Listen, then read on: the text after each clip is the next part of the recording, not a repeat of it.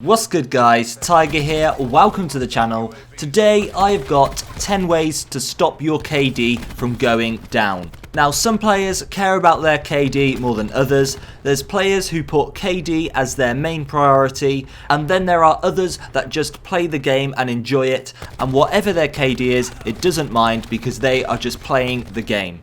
Now a lot of people look at KD as the best way to determine how good that player is. Now, in my opinion, determining how good someone is as a player in Black Ops 4 is very hard and cannot really be done by stats. However, I do think that KD as well as score per minute are probably the two best stats to get a rough idea at how good someone is. Now, as we play the game, our KD fluctuates, it goes up and down just because of form, whether we are improving, not improving, we're trying different things. So today I thought I'd give you 10 ways to stop your KD from decreasing. Also, just before I start, I just want to say that I have literally made all 10 of these mistakes. So don't think that I am excluding myself from this, because if I'm having a bad game, I can put it down to one of these 10 things, if not more than one of these things, of why I am making mistakes and I am not playing well that game. Okay, so number one is you're playing too aggressive. This is a weakness of mine, and this is a common reason why I play badly. This is when you can get too confident, or you're just being lazy, jumping around a corner, not knowing that anyone's there, just moving around the map, where if one or two enemies are there right in front of you, you're in a bad position and you can't get out of that situation and you are most likely going to die. So you might find that once you start playing for a few hours, you start to get lazy with your movement and you're just sprinting around the map as fast as you can from one spawn to another to find enemies. When if you care about your KD and you want it to improve, you need to move around the map expecting enemies to be around every single corner. You need to be alert, and this mistake can often cause you plenty of deaths. Number two, you're not using the right gun. That could be you're just not using the right gun that suits you, or you're not using the right gun for that map. I'm sure a lot of you, like me, will only use certain guns for certain maps. You probably have a class that whenever you go on a certain map, you use that class, you use that gun. There might be some maps where you just completely avoid certain weapons, but sometimes if something's not working, you need to switch it up.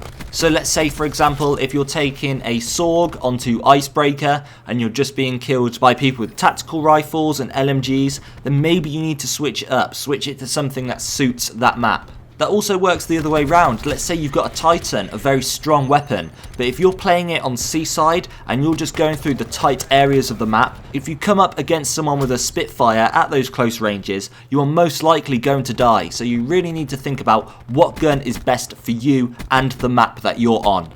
Okay, number three is not using the right streaks. So I believe for increasing your KD, there are two different types of streaks. There are certain streaks that assist you in getting gun kills. These are things like UAV and counter UAV.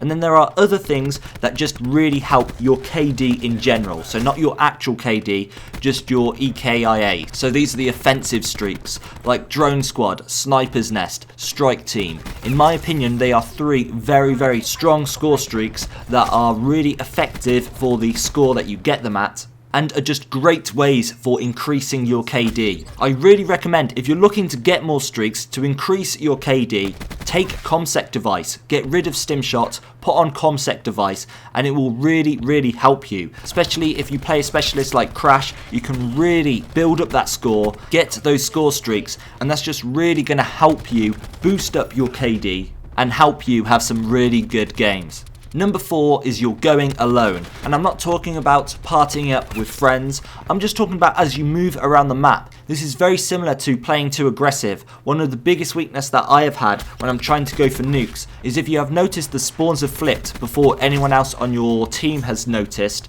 then it is natural for you to just turn around and run towards that empty space. But what you're forgetting is you're putting yourself in possibly a 1v5 situation, what is not very good when you've got to consider reloading and healing, and you'll need to take those breaks in between kills. So even though that you want all those kills for yourself, you've got to think about how you're going to get them. Sometimes it's best to go with your team, maybe ahead of your team, maybe just behind your team to steal the kills, You're just going to need to think about how you move around the map and utilize your teammates so you can stay alive longer, you're not getting those stupid deaths, and even if you assist your teammates with kills, that's still going to apply to your KD, and it's still going to build up your score to get your score streaks, so then they can get you lots of kills as well. Number 5, getting angry and not taking breaks. This is something that has definitely been affecting me recently. I've been getting very frustrated with Black Ops 4. That could be for a number of reasons. That could be due to diet, or that could be due to sleep, or it could just be getting annoyed for no apparent reason in the game. So you need to take breaks, you need to switch things up, whether that is changing up the mode or playing something like Blackouts, just swapping up what you do, maybe play a different game altogether, or just completely put down the controller completely and just take a break. I'm sure a lot of us who are getting angry and having bad games will think, okay, next game I'm going to change it up. Next game is going to be my game, but what you're doing is you haven't got the right mindset to go and have a good game. And you might be in a really bad lobby with really good players, and it's just not going to be a positive impact on your mental health as well as your KD. Number 6 is a common one, and you're trying to complete a challenge. That can be things like Dark Matter. Dark Matter hurts your KD so badly. That's why I got it out of the way first. I just completely focused on Dark Matter. I didn't care about my KD, and I thought, okay, once I've got it over and done with, then I can focus on my KD, build it up, start going for nuclears and things like that. But for a lot of you, you're still going on those Dark Matter challenges, or you're just completing other challenges, whether that's trying to prestige all the weapons, trying out new guns, trying out some wacky classes, and that is absolutely fine. But just be prepared that your KD is going to go down. For example, fans of the channel know that I've been doing a sniping series recently, and that has hurt my KD, as you can imagine. From using some of the best guns in the game to using snipers, trying out snipers, because I'm not the best sniper, it's going to have a negative impact on your KD. Obviously you're going to have those good games where you get like a 4 KD or something like that with a sniper, but most likely the majority of your games, your KD is going to be lower than your average. So you either just need to accept it, or if you care about your KD too much, just put down that challenge and focus on what you care most about. Number 7 is you could be playing the wrong game mode. So in my opinion, the best game modes for your KD is going to be things like free-for-all, team deathmatch and kill confirmed. And also domination. Domination is a good one as well. I think they tend to be the best, as the average skill level is probably lower in those game modes, but then you've got some of the riskier game modes where you've got probably a higher reward but also higher risk, and they're going to be game modes where the spawns do not flip, so things like Control, things like Safeguard, as well as some of the featured playlists like any Chaos or Endurance playlists. Game modes where you can get a lot of score and really build up your kills are going to be prime targets for pub stompers, players who are the best at the game and have really high KDs. So if you're not one of those players, you might want to try and avoid those games, because even though that you might get lots of kills and maybe very few deaths one game, you're just one game away from jumping into a game where there's just strike teams and gunships and just everything around, and that is not an environment you want to be around, and those games are most likely going to get you angry, and that is when you're going to need to take a break again. So you've got to really think about what game mode is best for you.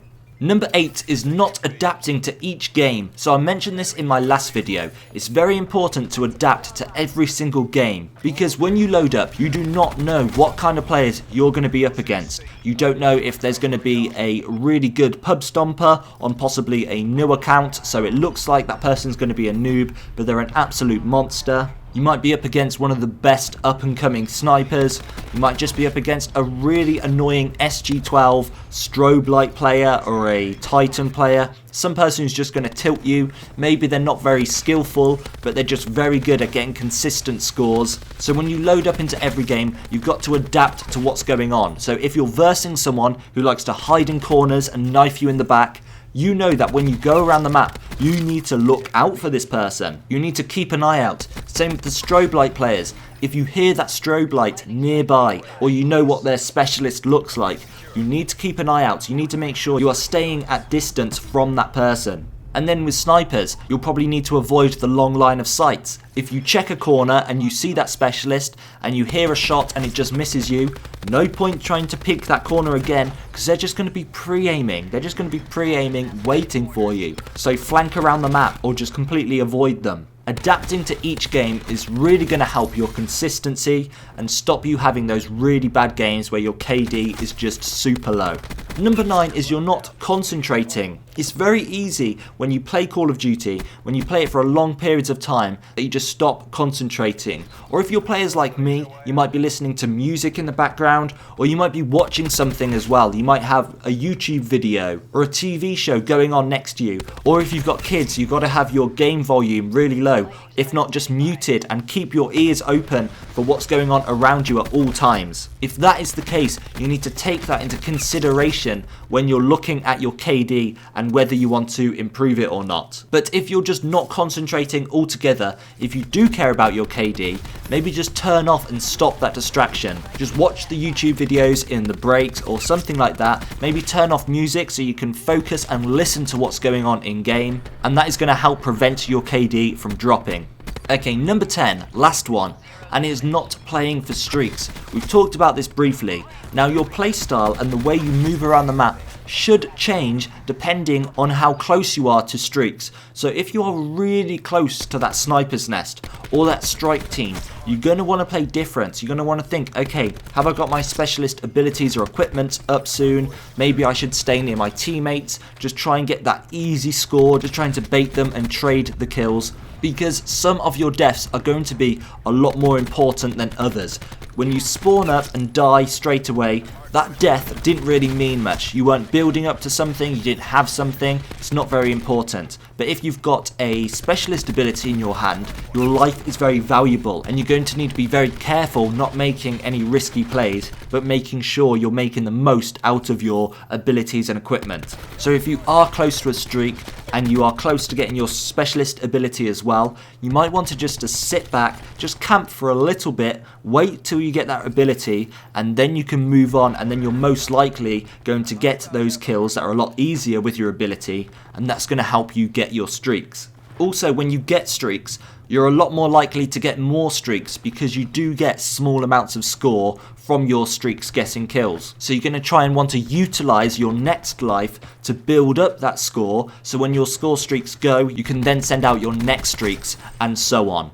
Okay guys, so those are the 10 ways, 10 reasons why your KD is possibly going down, and how to prevent that from happening. Now, if you enjoyed this video and you want to see more, consider subscribing and turning on notifications to stay updated on all my latest content.